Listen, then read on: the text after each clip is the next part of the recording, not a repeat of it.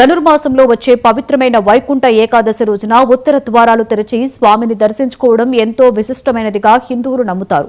దీని వెనుక ఉన్న పురాణ గాథను ఎంవీపీ కాలనీ వెంకటేశ్వర స్వామి ఆలయ పూజారితో కలిసి మా ప్రతినిధి సతీష్ నాయుడు వివరిస్తారు. విశాఖలో వైష్ణవ ఆలయాలన్నీ ఉదయం నుంచి గోవిందనామస్మరణతో మారుమోగుతున్నాయి. ఈరోజు వైకుంఠ ఏకాదశి కావడంతో స్వామివారు ఉత్తరముఖమున దర్శనమై ఉన్నందున భక్తులందరూ కూడా ఉదయం నుంచి కూడా శ్రీ వెంకటేశ్వర స్వామి ఇప్పుడు మనం ప్రస్తుతానికి ఎంఈపీ కాలనీలో ఉన్న వెంకటేశ్వర స్వామి టెంపుల్లో ఉన్నాము. ఇక్కడ చూస్తున్నాము ఉదయం నుంచి కూడా భక్తులు అత్యంత భక్తి శ్రద్ధలతో వేలకు మంది తరలి వచ్చి లైన్లలో నుంచున్న పరిస్థితి కనిపిస్తూ ఉంది. ఇక్కడ మనతో పాటు ఆలయ ప్రధాన అర్చకులు మనతో పాటు ఉన్నారు. స్వామి నమస్తే సార్, చెప్పండి, ఈ ఉత్తర ద్వార దర్శనానికి ఎంత ప్రాముఖ్యత ఏంటి, ఎందుకు ఉదయం నుంచి అంత ఇదిగా ఉంటున్నారు? జై గోవింద. ఈనాడు ధనుర్మాసంలో వచ్చే ఏకాదశికి వైకుంఠ ఏకాదశి, ముక్కోటి ఏకాదశి, మోక్షోత్సవము అని అంటారు. ఎందుకు ఈ ప్రాముఖ్యత అంటే, పూర్వకాలంలో శ్రీమన్నారాయణుడు ఈ సృష్టిని ఆరంభించే ముందు బ్రహ్మదేవుని సృజించి ఆయనకి 4 వేదములు కూడా ఉపదేశం చేసి ఆ వేదానుసారంగా సృష్టి కార్యక్రమాన్ని జరపమంటే ఆయన సృష్టి కార్యక్రమాన్ని జరుపుతూ ఉండగా 4 ముక్కలు నేర్చుకున్నాననే గర్వం బ్రహ్మదేవుడికి ఏర్పడగా దానివలన శ్రీమన్నారాయణుని యొక్క చెవుల నుండి 2 అసురులు పుట్టుకొచ్చారు. మధువు, కైటబుడు అనే అసురులు. వారిరువురు కూడా బ్రహ్మదేవుని బాధిస్తూ ఉంటే బ్రహ్మదేవుడు బోరును విలపిస్తూ శ్రీమన్నారాయణుని ప్రార్థిస్తే ఆ శ్రీమన్నారాయణుడు వచ్చి ఆ మధుకైటబుల్ని, ఎందుకు మీరు బ్రహ్మదేవుని బాధ పెడుతున్నారు, మీకు ఏదన్నా వరం కావాలంటే ఇస్తాను అని చెప్పగా, నువ్వు మాకు వరం ఇవ్వడం కాదయ్యా, మేమే నీకు వరం ఇస్తాము, నువ్వు 1 మాసం రోజులు మాతో యుద్ధము చేయి, మేము తృప్తి చెందితే నీ చేతిలో మేము మరణిస్తాము అని అంటాడు.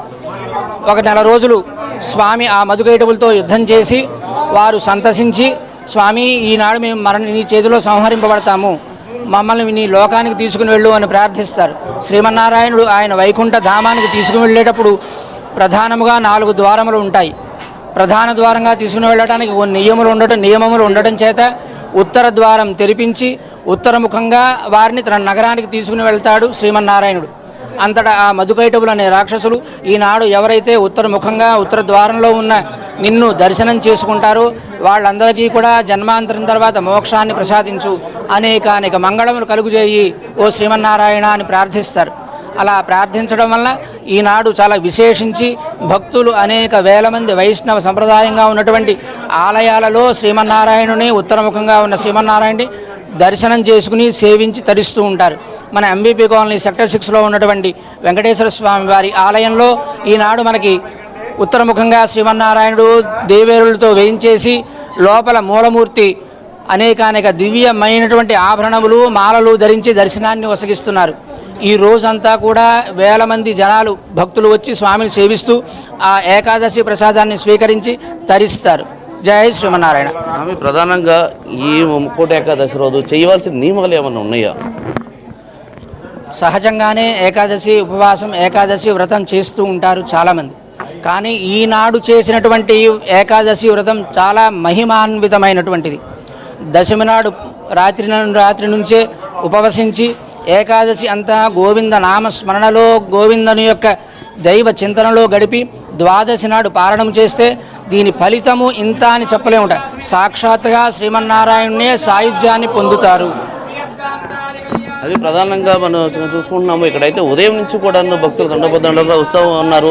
ఇక్కడ మనం చూసుకుంటున్నాము. ఏదైతే వచ్చి ఈరోజు ప్రత్యేక ఉత్తరం ఈరోజు దర్శనం చేసుకున్నట్లయితే వారికి వైకుంఠం ప్రాప్తిస్తుంది, సకల సౌకర్యాలు కల్పిస్తారని అంటూ అదొక అపారమైన నమ్మకంతో భక్తి శ్రద్ధతో ఉదయం నుంచి భక్తులు రావడం జరుగుతుందని అంటూ మనకు తెలియజేస్తున్నారు. కెమెరామెన్